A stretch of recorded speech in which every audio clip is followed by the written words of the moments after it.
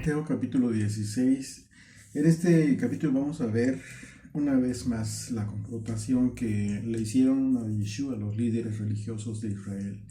Y en esta ocasión el Señor va a hablar acerca de su muerte y resurrección, utilizando como analogía el acontecimiento por el que Jonás fue tragado por el pez. Ustedes recordarán aquel evento en que después de 3 días el pez echó fuera a Jonás como una clara representación de haber resucitado después de haber muerto.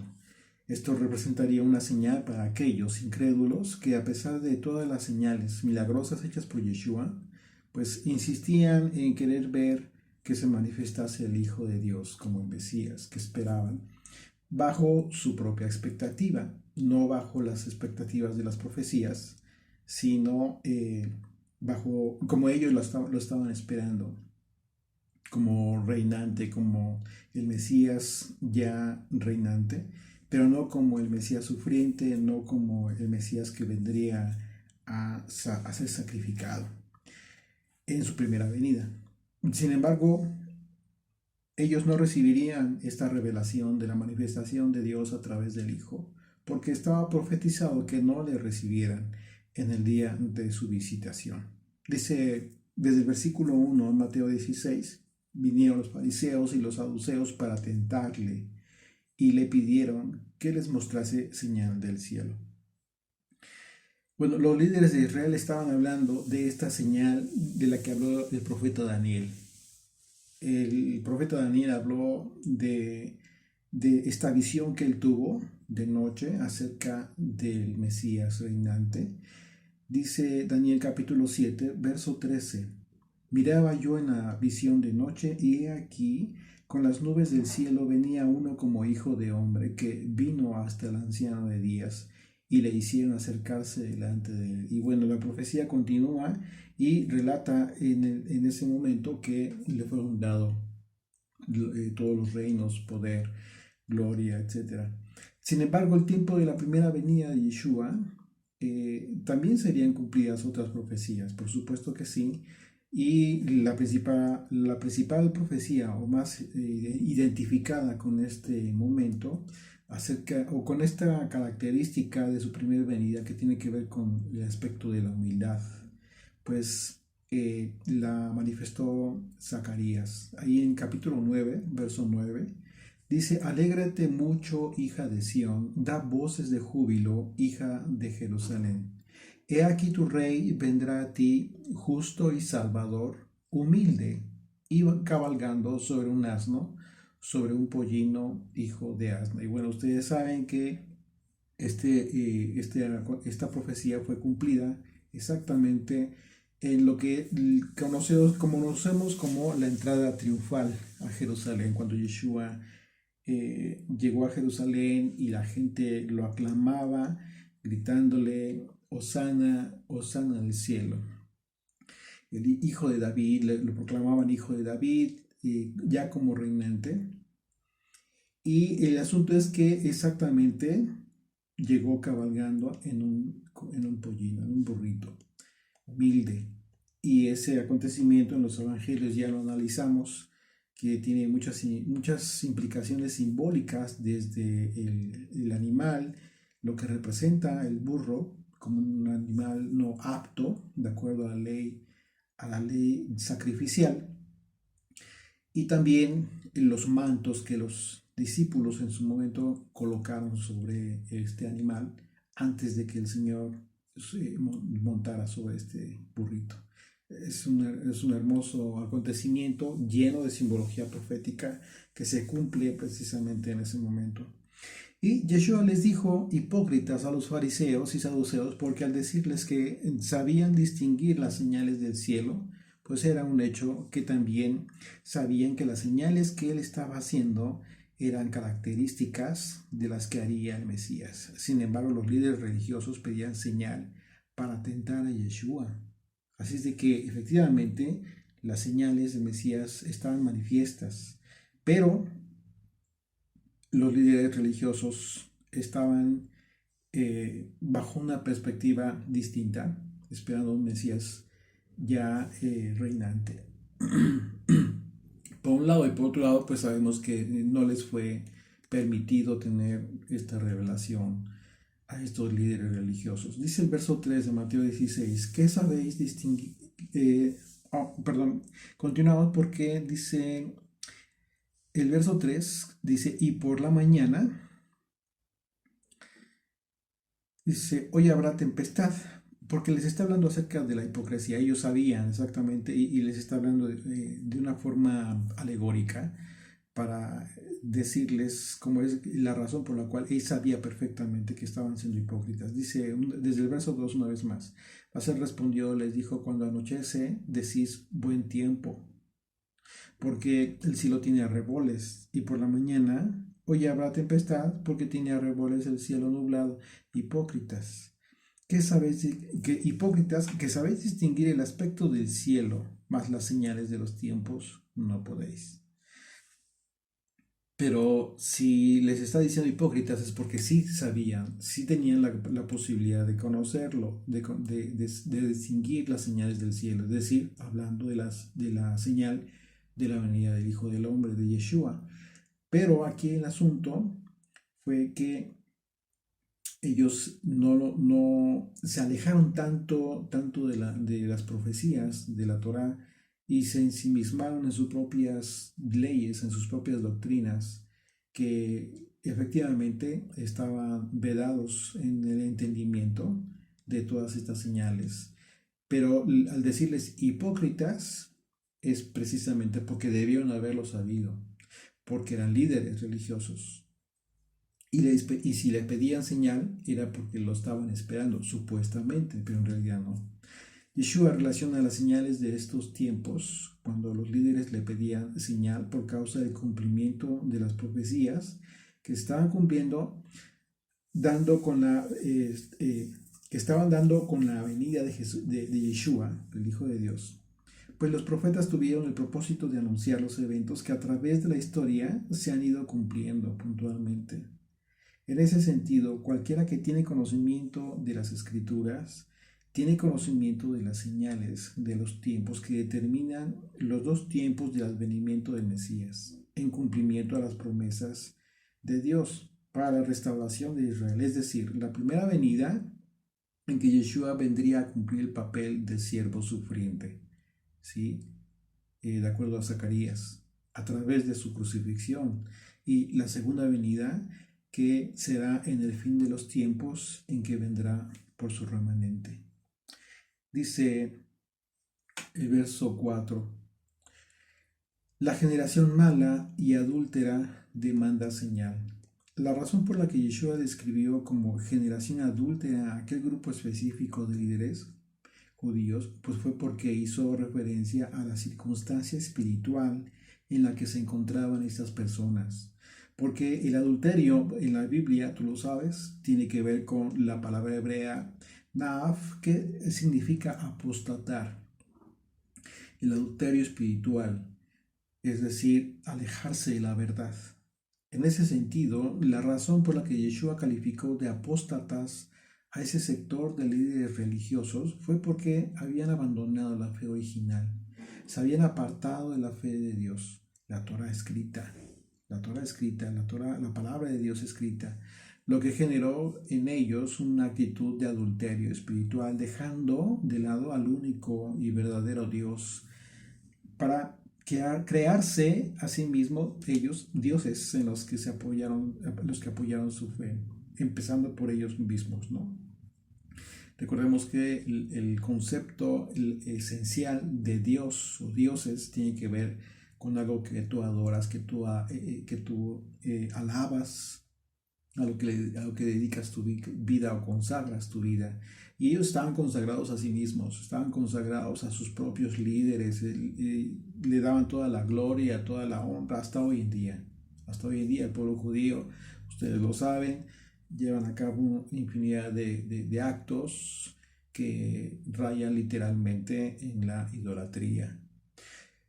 Dice el verso 4, pero señal no les será dada, sino la señal del profeta Jonás. Y dejándolos se fue. La señal que Yeshua dijo que le sería dada a los líderes religiosos que pedían señal, pues sería la señal del profeta Jonás. Esta señal sería nada más y nada menos que la resurrección. Porque de la misma manera en que el profeta Jonás estuvo 3 días, como lo comentábamos, 3 días y 3 noches dentro de este pez que lo tragó, para después salir, asimismo Yeshua estaría 3 días y 3 noches debajo de la tierra, para después resucitar de entre los muertos. Esta señal de señales sería la prueba más clara de que Yeshua efectivamente es el Hijo de Dios. La señal de la que habló Yeshua tiene dos implicaciones importantes. La primera, que tiene que ver literalmente con el hecho de que después de 3 días y 3 noches, el Señor le dio una orden al pez y Jonás fue vomitado en tierra después de haber orado al Señor. Dice Jonás capítulo 1, verso 17. Pero el Señor tenía preparado un gran pez que tragase a Jonás. Y estuvo Jonás en el vientre del pez 3 días y 3 noches. Imagínate. Así es de que pues el Señor estaba preparando este evento precisamente por la actitud que estaba teniendo Jonás, no querer obedecer el mandato que le había dado al Señor. Aunque Jonás en su perspectiva de hombre, pues tenía cierta razón, porque nada más y nada menos iba a ir a predicarles a aquellos que posteriormente, ya de siglos después, estarían conquistando a Israel. De eso dice Jonás, capítulo 2, verso 10, y mandó al Señor al pez y vomitó a Jonás en tierra. Después de 3 días, 3 noches, Jonás regresó a la vida. Pero por otro lado, la profecía de Jonás relata que una vez que Jonás salió del pez, o sea, aquí ya vamos con también la segunda parte de esta profecía, también muy importante, que tiene relación directa con Yeshua. Porque después de que Jonás salió del pez, lo que podríamos entender como si hubiese resucitado después de 3 días y 3 noches, porque imagínate que tú eres tragado por un animal, pues literalmente mueres. Pero recordemos que esto lo preparó el Señor, así es de que no era el plan de que muriera Jonás. Y dice la escritura que Jonás predicaba en Nínive después de esto, anunciando que en 40 días la ciudad de Nínive sería destruida.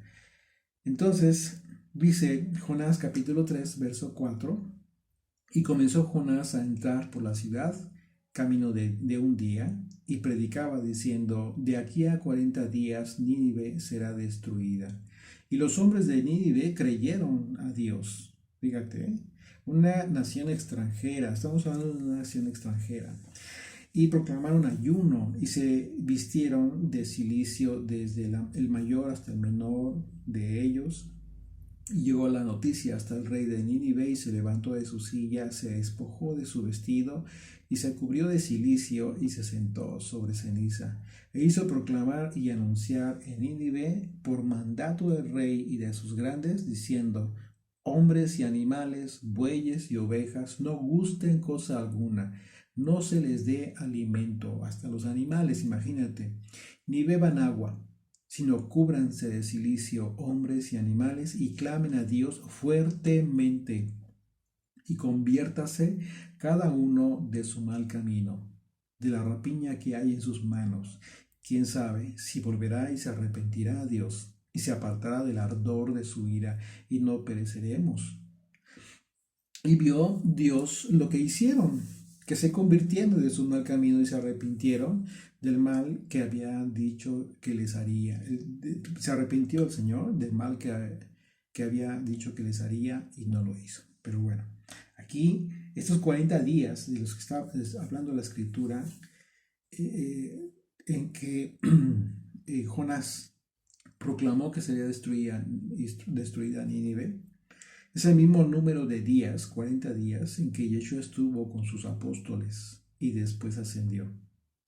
En otro pasaje, Yeshua se refirió a este acontecimiento en Nínive como testimonio de líderes religiosos a estos líderes religiosos incrédulos de Israel. Fíjate qué interesante cómo es que Yeshua les recuerda lo que sucedió con este rey y aquella ciudad de Nínive. Mateo capítulo 12, verso 39. Y respondió y les dijo: la generación mala y adúltera demanda señal, pero señal no les será dada, sino la señal del profeta Jonás. Porque estuvo Jonás en el vientre del gran pez 3 días y 3 noches, así estará el Hijo del Hombre en el corazón de la tierra 3 días y 3 noches. Los hombres de Nínive se levantarán en el juicio con esta generación. Está hablando del tiempo del juicio, del tiempo del Señor, el día del Señor, el día del gran juicio, cuando Él regrese y hará juicio. Dice: los hombres de Nínive se levantarán en el juicio con esta generación y la condenarán, porque ellos se arrepintieron a la predicación de Jonás. Y he aquí más que Jonás en este lugar, como una referencia al Hijo de Dios, a Él mismo, a Dios mismo en la persona de Jesucristo, expresando estas palabras y advirtiendo. Sobre todo, esto ya fue una advertencia muy clara acerca de lo que va a suceder en aquel tiempo. Qué duro, qué impresionante. Así es de que la señal de la resurrección de Yeshua sería el cumplimiento de otra profecía anunciada como señal contradicha, también muy interesante, en el tiempo en que Yeshua ya había nacido. Dice Lucas capítulo 2, acompáñenme sus Biblias a Lucas capítulo 2, a partir del verso 25. Y he aquí había en Jerusalén un hombre llamado Simeón, y este hombre justo y piadoso esperaba la consolación de Israel. Es decir, estaba esperando este hombre el cumplimiento de las profecías por las que Dios prometió consolación para su pueblo. Y una de estas profecías la vemos en el capítulo 40 de la profecía de Isaías. Dice: esperaba la consolación de Israel y el Espíritu Santo estaba sobre él. Es decir, el Espíritu Santo estaba hablándole a este hombre. Verso 26. Y le había sido revelado por el Espíritu Santo que no vería la muerte antes que viese al ungido del Señor. Antes que viese al Mesías del Señor, enviado al Salvador.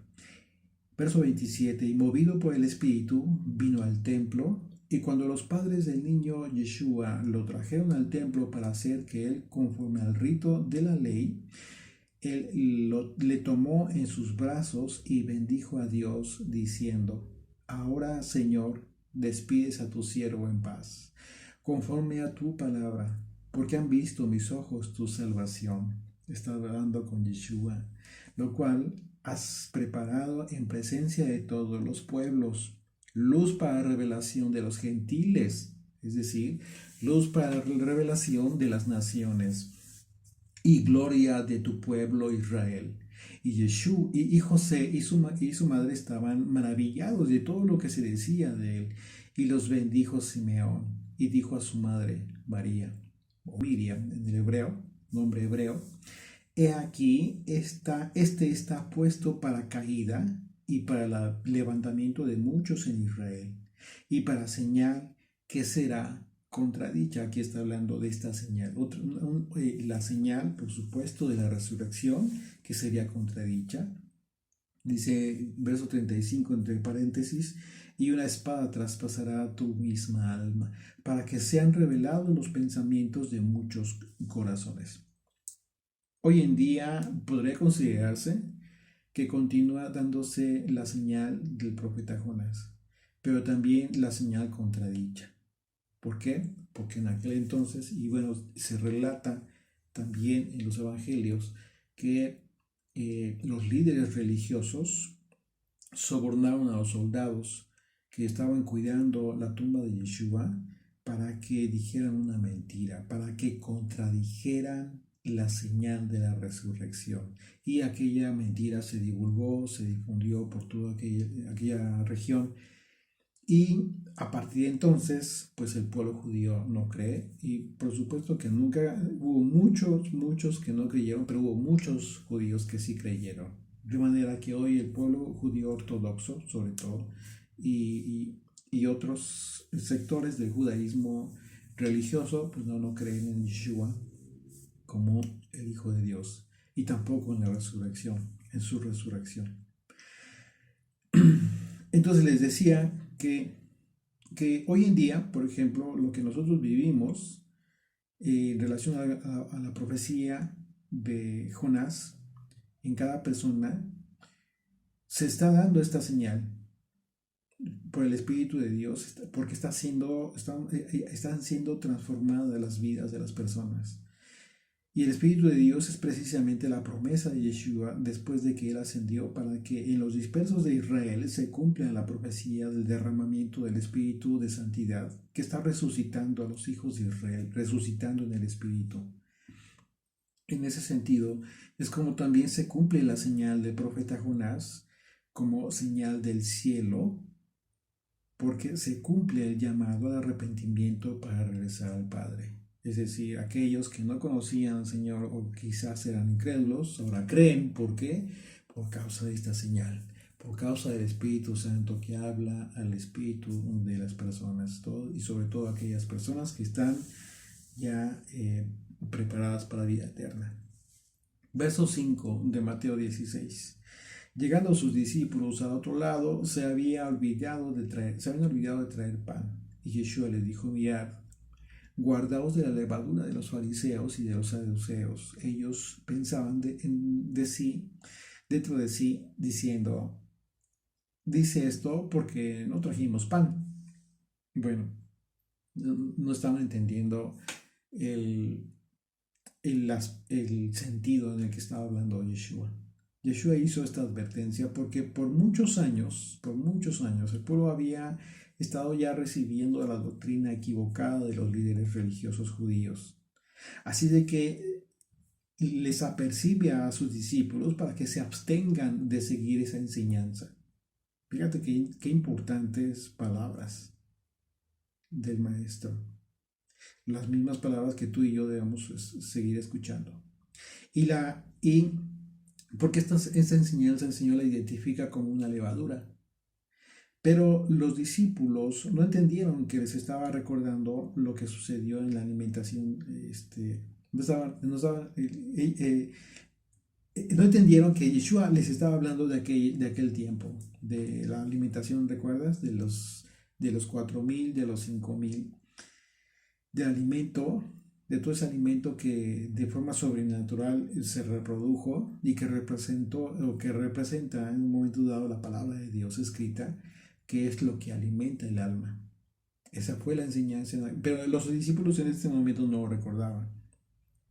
Dice verso 8: y entendiéndolo Yeshua les dijo: ¿por qué pensáis dentro de vosotros, hombres de poca fe? Aquí está la confirmación de esto, que no tenéis pan. Es decir, les está diciendo: hombres de poca fe, de poca fidelidad, ¿por qué están pensando que no tienen la revelación, que no tienen el entendimiento de mi enseñanza que les he estado dando?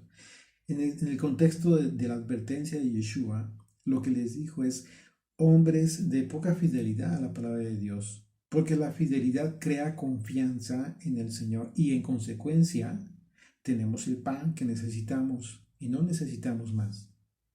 Si tú tienes el pan, el alimento de Yeshua y los apóstoles, los profetas, Moisés, no necesitas otro pan, no necesitas buscar la levadura. Verso 9: no entendéis aún, ni os acordáis de los 5 panes entre 5,000 hombres y cuántas cestas recogisteis, ni de los 7 panes entre los 4,000 y cuántas canastas recogisteis. ¿Cómo es que no entendéis que no fue por el pan que os dije que os guardaseis de la levadura de los fariseos y de los saduceos? Hasta entonces entendieron que no les había dicho que se guardasen de la levadura del pan, sino de la doctrina de los fariseos. Literalmente aquí la escritura nos está diciendo a ti y a mí: debes de abstenerte, de guardarte de la doctrina, de la enseñanza de los fariseos y los saduceos. Hoy, ¿quiénes son estos fariseos y saduceos? Pues el pueblo judío ortodoxo. ellos son los que continúan con las mismas enseñanzas. Eso no ha cambiado, no ha cambiado. De hecho, con el paso de los siglos se crearon infinidad de cosas que, como lo comentaba hace un momento, rayan en la idolatría. Así es de que Yeshua habló de la levadura como la doctrina alterada y que no es fiel a la voluntad de Dios según las Escrituras. La gravedad de este tema pues tiene que ver con el hecho de que al hablar del pan, tanto del milagro de los 5,000 como de los 4,000, es una referencia a la Torá, a la palabra de Dios como el pan que nutre el espíritu del hombre. Sin embargo, Yeshua refiere la levadura como el aspecto que adultera todo ese pan por causa de la hipocresía de la religiosidad que no permite que las personas vean más allá de sus propios intereses o de su propia religión.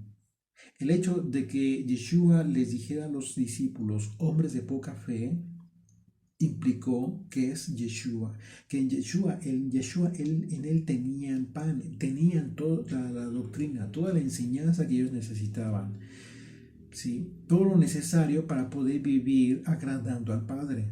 La enseñanza de Yeshua es a no recibir enseñanza o doctrina que no sea de Yeshua y de la palabra escrita de Dios.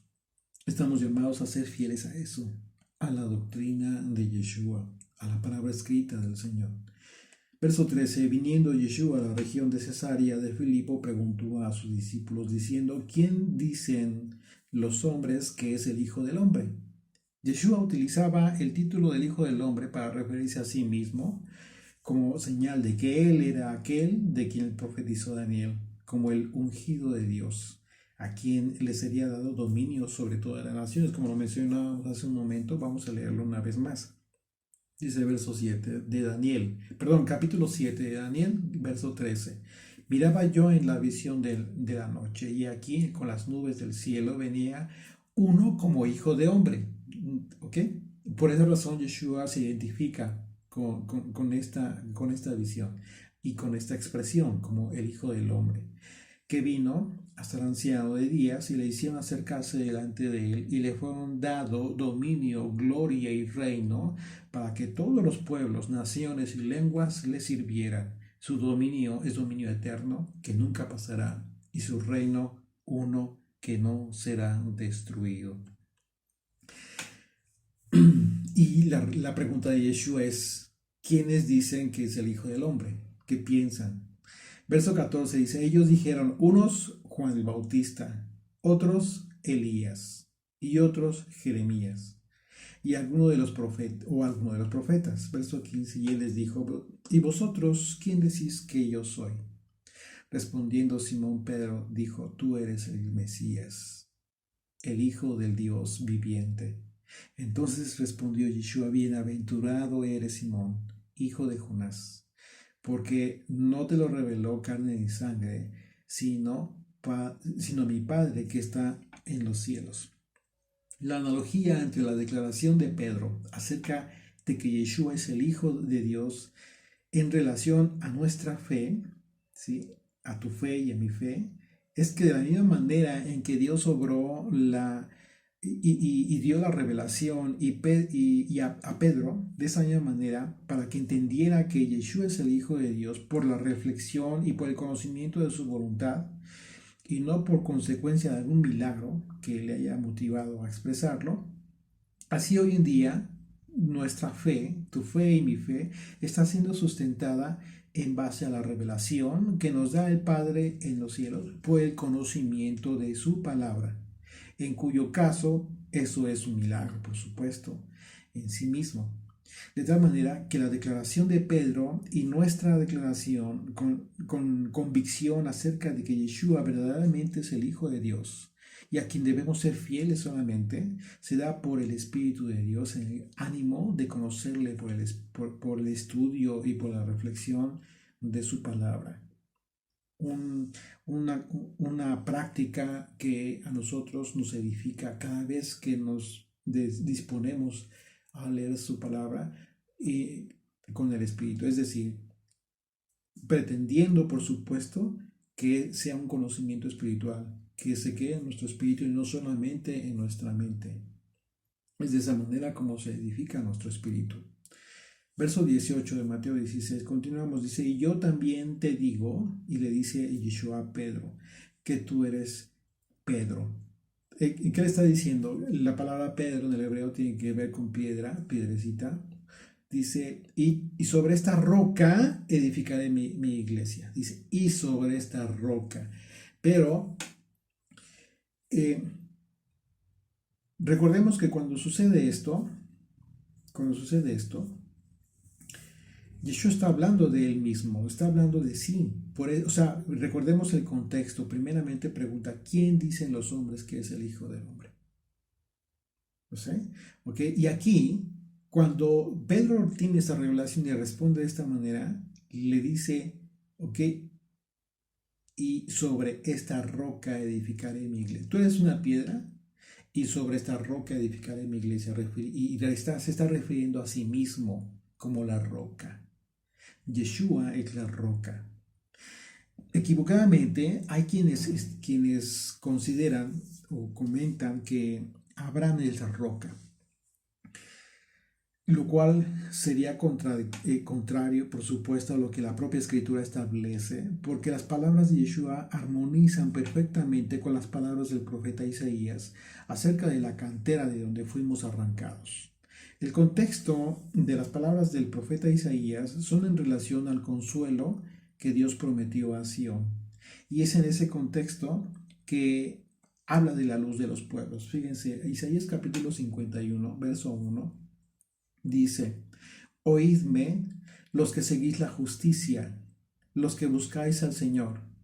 Mirad a la piedra de donde fuisteis cortados, y al hueco de la cantera de donde fuisteis arrancados. Y verso 2, fíjate lo que dice, mirad a Abraham vuestro padre y a Sara que os dio a luz. Porque cuando no era más que uno solo, lo llamé. Está hablando de Abraham. Y lo bendije y lo multipliqué. Ciertamente consolará el Señor a Sión, consolará todas sus soledades y cambiará su desierto en paraíso y su soledad en huerto del Señor. Se hallará en ella alegría y gozo, alabanza y voces de canto. Estad atentos a mí, pueblo mío, y oídme, nación mía, porque de mí saldrá la ley y mi justicia para luz de los pueblos. En esta profecía, la referencia a Abraham y a Sara es porque de ellos vino el hijo de la promesa, la simiente prometida a Abraham, como una referencia al Mesías, por supuesto. Génesis capítulo 22, verso 18 dice, en tu simiente serán benditas todas las naciones de la tierra por cuanto obedeciste a mi voz. Por otro lado, la palabra piedra en el texto que utilizó el profeta Isaías es la palabra hebrea tzur, que significa acantilado, en el sentido de ser un refugio, una fortaleza.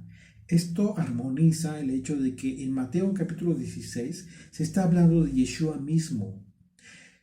Sería imposible que Yeshua hubiese hablado de Pedro como algo así, como esto, como un refugio. Está hablando de sí mismo, ¿ok?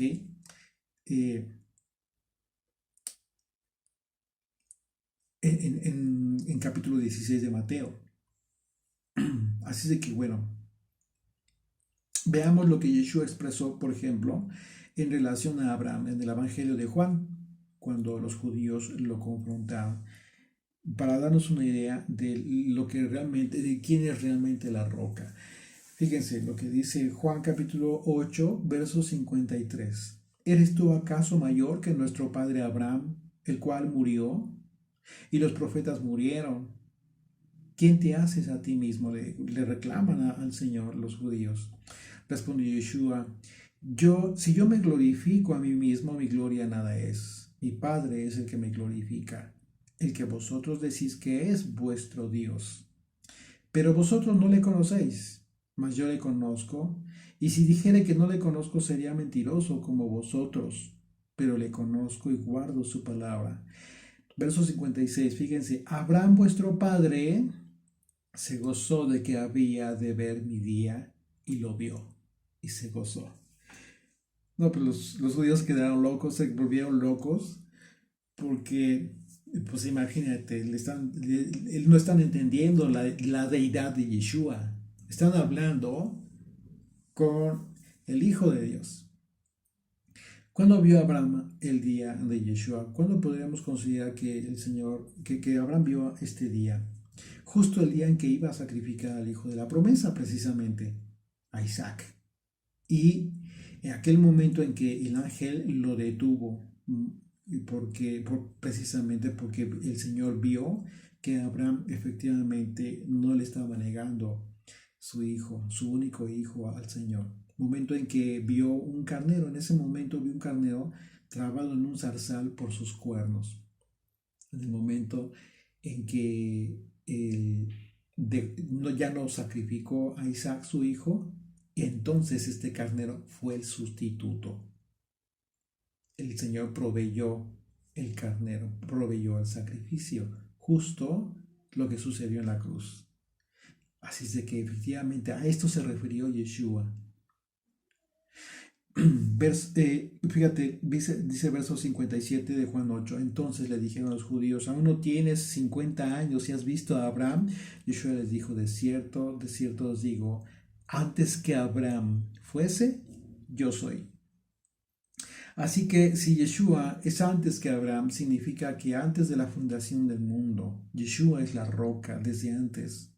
Es la roca en la que se establecería su iglesia, la cual también coincide con lo que Pedro escribió al respecto. Él mismo, Pedro sí entendió, Pedro entendió perfecto y se coloca en la verdad que Yeshua le manifestó, en relación directa a Yeshua como la piedra viva puesta por Sion como principal piedra del ángulo, es decir, su iglesia.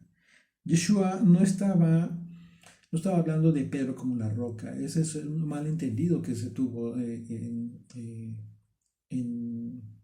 y que se tiene actualmente, ¿no?, en la iglesia cristiana de cualquier denominación. Normalmente es lo que se enseña, que Pedro es la roca en que se edificaría la iglesia. Pero eso es un error, ya que la palabra roca en el griego es la palabra petra, que significa una masa de roca, ¿sí?, una peña. En ese sentido, las palabras de Yeshua implican que Pedro, como piedra pequeña, había salido de una roca, la roca en la que Yeshua establecería su iglesia. Esa roca de la que habló Yeshua, pues es el mismo. Esto Pedro mismo lo escribió en su primera carta, capítulo 2, primera de Pedro, capítulo 2, verso 4, dice, acercándoos a él, piedra viva, está hablando de Yeshua, desechada ciertamente por los hombres, mas por Dios escogida y preciosa. Vosotros también, como piedras vivas, sed edificados como casa espiritual y sacerdocio santo, para ofrecer sacrificios espirituales aceptables a Dios por medio de Yeshua el Mesías. Por lo cual también contiene la escritura, he aquí, pongo en Sion la principal piedra del ángulo, escogida, preciosa, y el que creyere en él no será avergonzado. Es muy claro. Pedro jamás se colocó esta gran responsabilidad como el fundador de la iglesia de ninguna manera. Pedro siempre le dio la gloria y siempre le dio el mérito conforme a la esencia de Yeshua, se la dio a él. Nunca se quedó con él, ni siquiera dio a entender nada de eso. Y continúa el verso 18, dice, y las puertas del Hades no prevalecerán contra ella. Bueno, en el contexto de la declaración de Pedro y de la iglesia, pues el Hades representa todo aquello que tiene que ver con el engaño, que por medio de la enseñanza, por la doctrina, que no tiene sustento en la palabra de Dios, ¿sí? Y como fundamento, la enseñanza de Yeshua, que como el Hijo de Dios, todo aquello que no tiene fundamento en la enseñanza, la doctrina del Señor, es mentira. Y tiene que ver con todo aquello como un medio del Hades, como un medio para el engaño. Tiene el propósito de mantener la oscuridad también. en la ignorancia a todos aquellos que son engañados por las artimañas del maligno. Recordemos que el maligno es el principal engañador y utiliza todo lo que sea posible para desviar del buen camino a los hijos.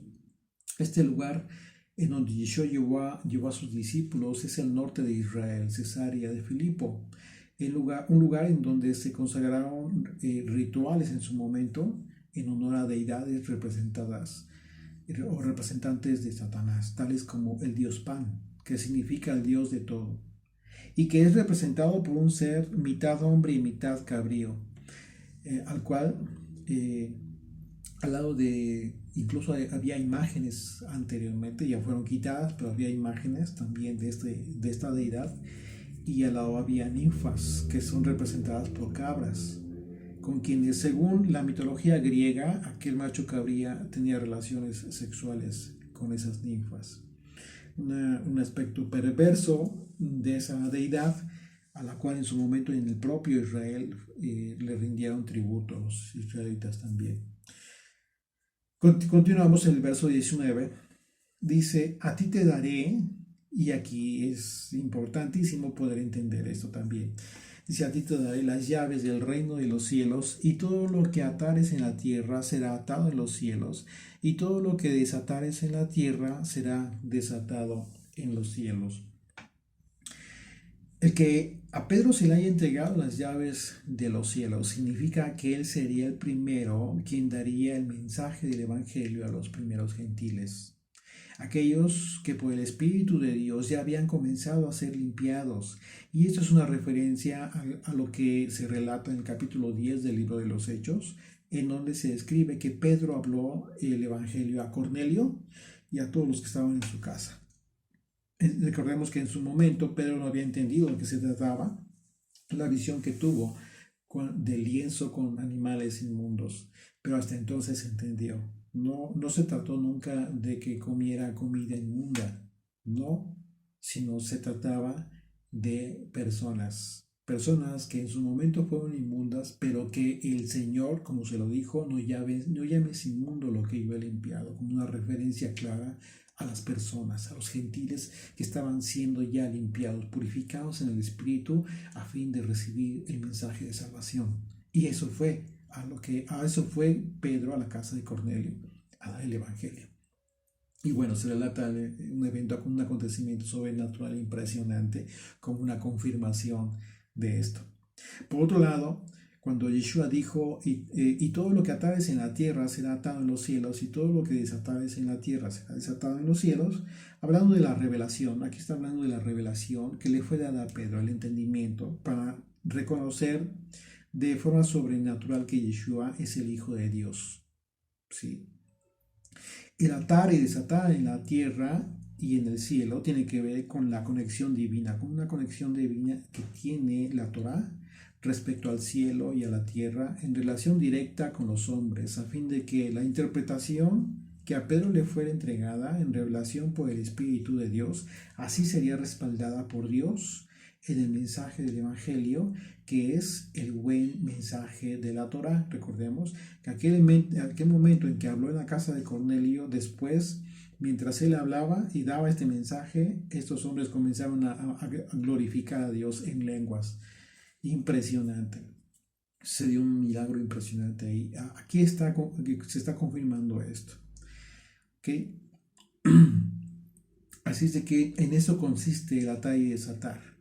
¿En qué? En que por la revelación del Señor, quien en un momento dado tiene la revelación del entendimiento, desata y también desata, lo que implica permitir o impedir determinados hechos o conductas de las personas conforme a la voluntad de Dios, es decir, los mandamientos. Los mandamientos son restrictivos o son permisivos, así es de que en ese sentido atas o desatas, pero no por tu voluntad, sino por la voluntad de Dios. Por eso habla de atar y desatar en los cielos, lo que ates y lo que desates. En ese sentido se lo dijo, porque recordemos que Este evento fue impresionante. Pedro incluso en aquel momento ni siquiera quería entrar a la casa de Cornelio, pero a partir de entonces comenzó a cambiar su perspectiva de toda su fe en relación, y confirmando, por supuesto, toda la enseñanza de Yeshua.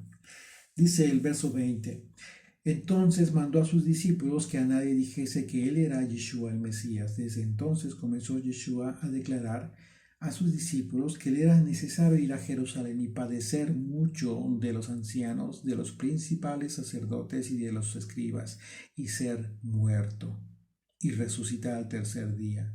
Entonces Pedro, tomándole aparte, comenzó a reconvenirle, diciendo: Señor, ten compasión de ti, en ninguna manera esto te acontezca. Pero él volviéndose dijo a Pedro: quítate delante de mí, Satanás. Me eres tropiezo, porque no pones la mira en las cosas de Dios, sino en las de los hombres. En ese momento Pedro no tuvo conciencia del propósito divino del Mesías. El propósito de la primera venida del Mesías fue su muerte, precisamente, muerte y resurrección.